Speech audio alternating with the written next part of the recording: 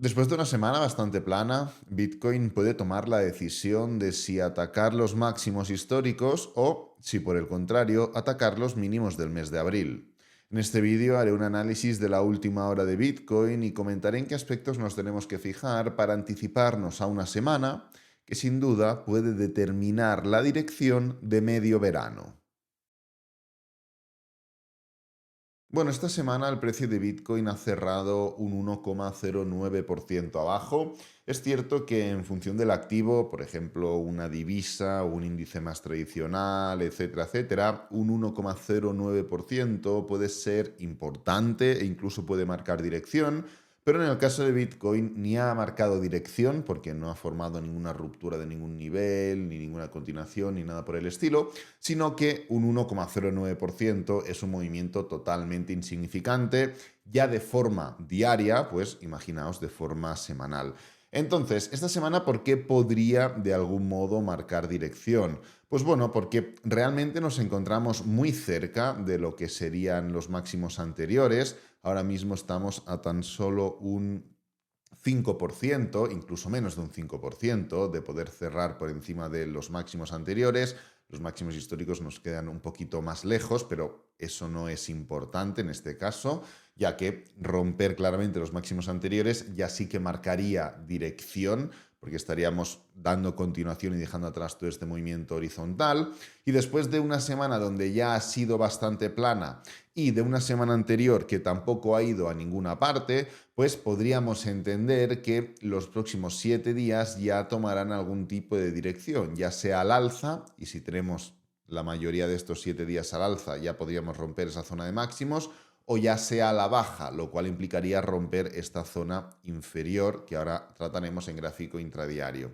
Entonces, ¿cómo es posible que después de que una semana se moviera un 3,35% arriba, pese a intentar romper incluso más niveles, y una semana posterior, que es la anterior, nos quedáramos un 1,09% abajo? ¿Cómo es posible que con tanto movimiento porcentual el precio de Bitcoin se mantenga plano?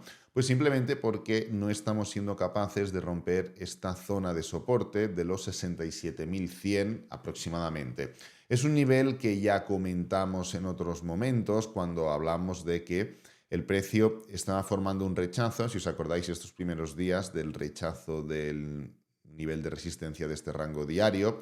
Comentamos que sí que podía ser el rechazo, pero que debido a que el precio de Bitcoin aún tenía como más hueco, por así decirlo, por rellenar, lo que podía ocurrir es que o nos levantáramos de nuevo y volviéramos a testear esta zona y viéramos si la rechazamos o si la rompemos, o que por el contrario formáramos un movimiento horizontal similar a lo que ocurrió aquí, y entonces pudiéramos entender que el precio pues está en esa cuerda floja y que cualquier movimiento ya a la baja pueda significar ese rechazo completo.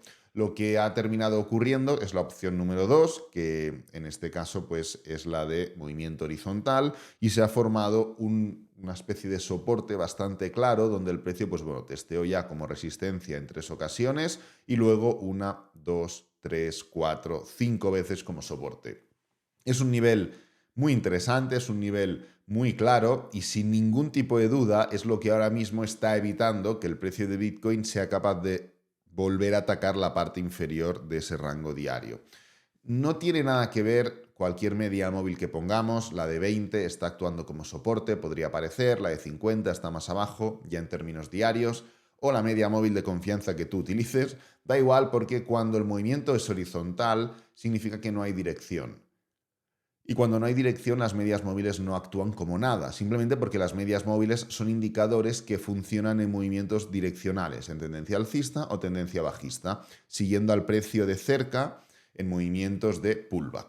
Entonces, cuando el movimiento es horizontal, ¿qué ocurre con la media móvil? Que va de arriba para abajo sin saber exactamente si vamos para arriba, si subimos, o si vamos para abajo o caemos, ¿no?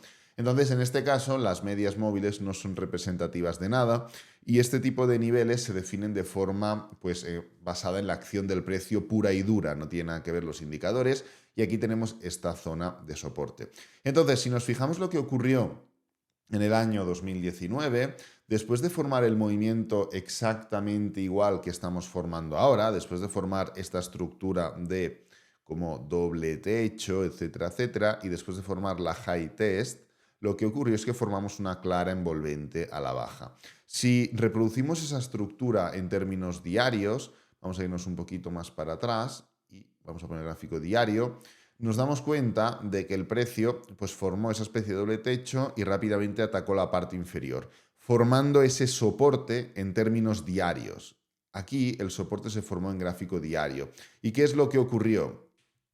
Que lo rompimos, lo testeamos luego como resistencia, ahí lo tenemos, y luego continuamos para abajo. Fijaros. ¿Y por qué comento esto? Comento esto porque la estructura de esta especie de movimiento es muy similar. Si hacemos así y copiamos esta estructura diaria que vivimos hace ya unos años y nos venimos al gráfico de 4 horas, a ver si la podemos pegar por aquí, no nos deja, ¿vale? Vamos a replicar en 4 horas y la vamos a llevar para la situación actual, nos daremos cuenta de que el movimiento es muy similar. Lo único que en ese entonces formamos un movimiento diario y en este entonces lo estamos formando en 4 horas, pero si lo hacemos pequeñito y lo vamos a traer para aquí, podemos ver que el movimiento es el mismo. Fijaros, venimos de la parte inferior, pam, y enseguida pues se forma como esa especie de arco. Ahí tenemos un arco, venimos para abajo, aguantamos, venimos para abajo, aguantamos, para arriba, y bueno, teníamos esta zona de soporte. Y cuando rompimos esta zona, la testeamos y continuamos para abajo. Pues es literalmente lo mismo que está ocurriendo ahora mismo en esta estructura.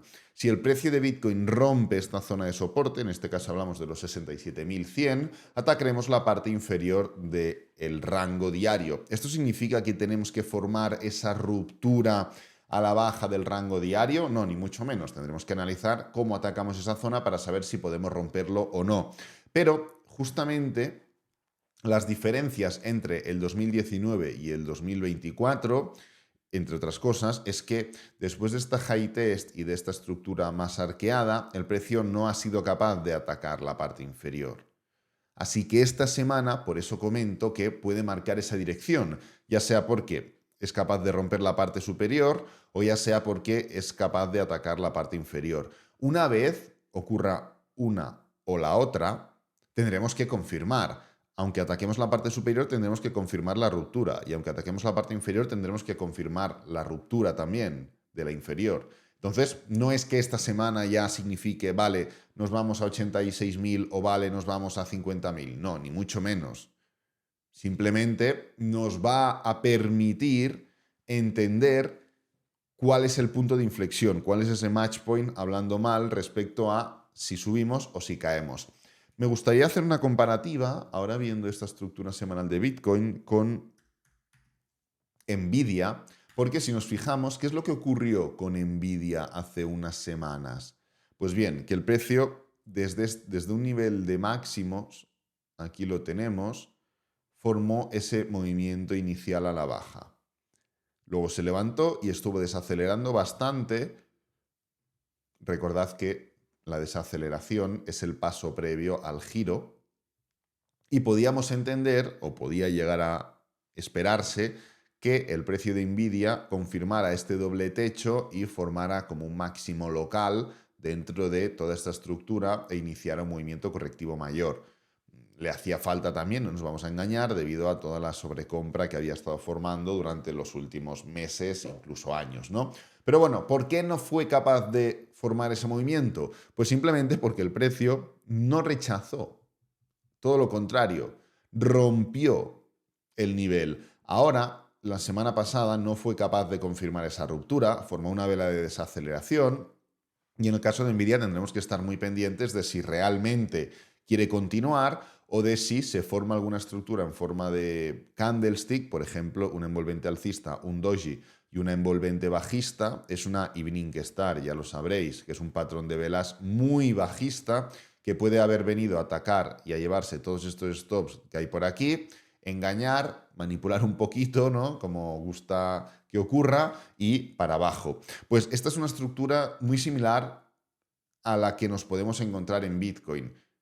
Rechazo de una primera zona, atacamos y en vez de formar un doble techo, lo rompemos con fuerza. Pero en vez de continuar, desaceleramos. Pues esta semana va a ser muy determinante en este sentido.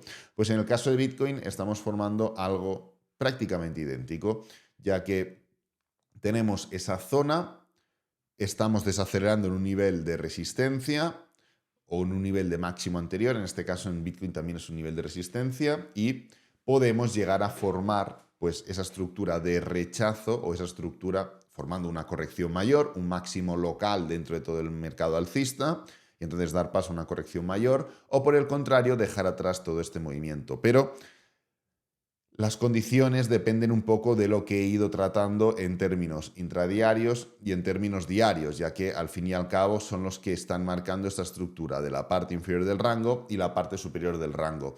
Nuestro trabajo no es el intentar saber si vamos a romper para arriba o vamos a romper para abajo, porque no lo sabemos. Nuestro trabajo es poner condicionantes a lo que queremos ver o a lo que tiene que ocurrir para que ocurra una cosa o para que ocurra otra cosa.